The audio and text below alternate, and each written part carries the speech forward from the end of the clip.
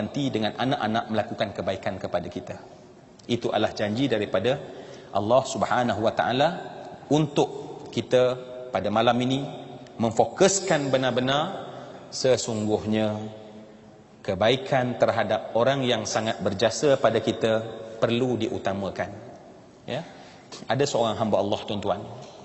Ya, saya dalam buku saya itu saya banyak kisah cerita sebab daripada kisah tersebut kita padankan dengan hadis Nabi dan kemudian daripada ayat Allah Subhanahu wa taala berlaku dalam realiti. Bagaimana kisah seorang yang dia pernah tersalah pada masa dia ketika umur 17 tahun. Ya. 17 tahun. Tapi Allah beri dalam hatinya perasaan apa dia? Perasaan yang kadang-kadang duduk seorang-seorang rasa tak tenang. Walaupun dia punya kekayaan yang banyak. Tetapi tak tenang dalam diri dia. Ya, kadang-kadang tengah seronok dengan kawan-kawan, dia mari tak tenang dalam diri dia. Sampailah rupanya dia terdengar kuliah macam ni, kata apa dia? Kalau rasa tak tenang macam tu, pertama sekali kena cek dosa. Dan dosa yang paling kita kena jaga adalah dosa dengan ibu bapa. Besar tuan-tuan ya. Sebab bila kita tengok dalam bab tak lama lagi bulan Ramadan kan, bulan Ramadan adalah bulan yang Allah nak terima permintaan kita pada malam Al-Qadar. Pada malam Al-Qadar. Tetapi saya nak beri khabar yang sangat menakutkan. Allah akan dengar semua perkataan dan doa para hambanya yang berdoa pada Allah Subhanahu wa taala. Allah nak dengar orang yang bermohon pada Allah Subhanahu wa taala, yang menghidupkan malam. Allah suka nak dengar, Allah suka nak mendengar, Allah nak suka nak dengar. Tetapi Allah tak nak dengar doa daripada anak yang derhaka pada ibu bapanya. Saya ulang sekali lagi. Pada malam Al-Qadar yang Allah kata Allah buka rahmat seluas-luasnya pada ketika itu, yang semua orang meminta dan berdoa walau sebesar mana dosanya pada ketika itu akan didengar oleh Allah Subhanahu wa taala. Semua Allah nak dengar, semua Allah ingin mendengar, kecuali anak yang derhaka pada ibu bapanya Allah menutup walaupun pada malam Al-Qadar. Allah menutup walaupun pada malam Al-Qadar. Jadi sebab tu hamba Allah ni bila dia dengar, Masya Allah, dalam keadaan kalau macam tu besar, dia rasa takut benar-benar. Dan dia terus terfikir, dan baru dia teringat rupanya semua yang saya kasih. Apa dia? Dia pernah pada masa umur dia 17 tahun, dia pernah ketika itu menghina mak dia hanya sebab mak dia tertuang Clorox pada seluar jeans dia. Dan apa dia? Dia ambil seluar tersebut sambil campak ke muka mak dia dan kata, orang tua tak ada akal. Ya, 17 tahun. Tetapi mak ya, dia tanggung duka dan sedih.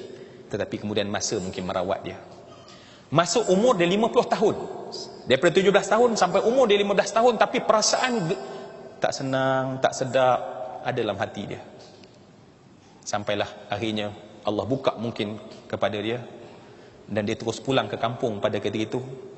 Dia pulang ke kampung, dia berduduk bersimpuh depan ibu dia. Dia pegang tangan dan cium tangan ibu dia dan kata, mak, saya ada salah dengan mak. Mak dia kata apa dia? Kamu kan tiap-tiap tahun balik minta maaf kat mak. Mak tak ada masalah apa pun. Sebab mak cuba supaya tak nak susahkan anak. Tapi oleh kerana dia betul-betul rasa dia bersalah, dia sebut, mak, saya pernah pada umur 17 tahun dulu, mungkin mak dah lupa, dia kata. Mungkin mak dah lupa. Tapi saya nak ingat pada hari ini, saya nak minta maaf tentang salah ini. Saya minta mak maaf kerana saya pernah sebut pada mak orang tua tak ada otak. Tuan-tuan tahu apa yang berlaku? Si mak tadi, yang anak sangka lupa, tiba-tiba si mak tadi, dia pegang tangan anaknya dan sentak. Kata apa dia? Inilah tangan yang mak nak heret depan Allah. Sanggup kata pada ibu yang melahirkan dia, orang tua tak ada otak. Hak ni sebenarnya mak tak pernah maaf sejak dulu sampai sekarang.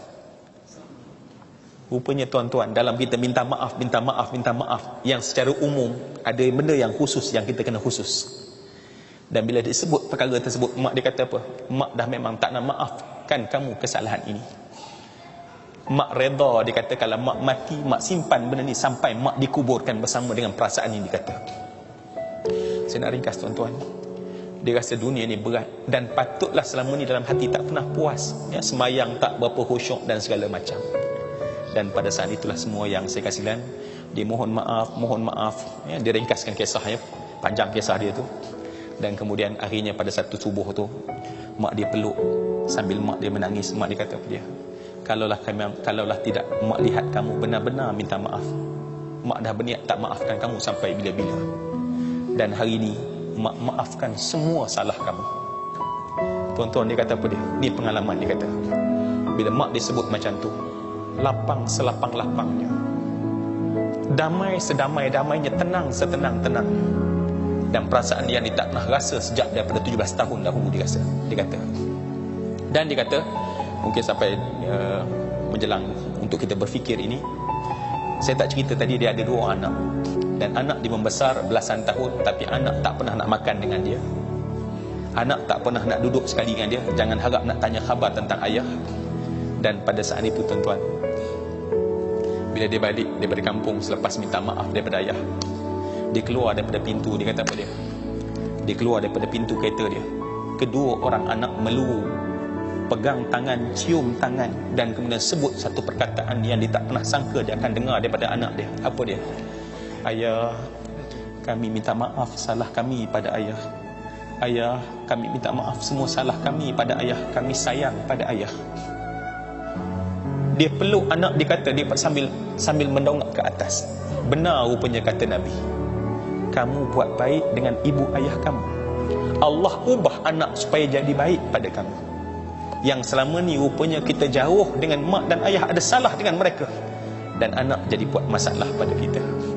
Semua yang saya hormati dan saya kasih sekalian, marilah sekali lagi kita bermuhasabah dan merenung kembali.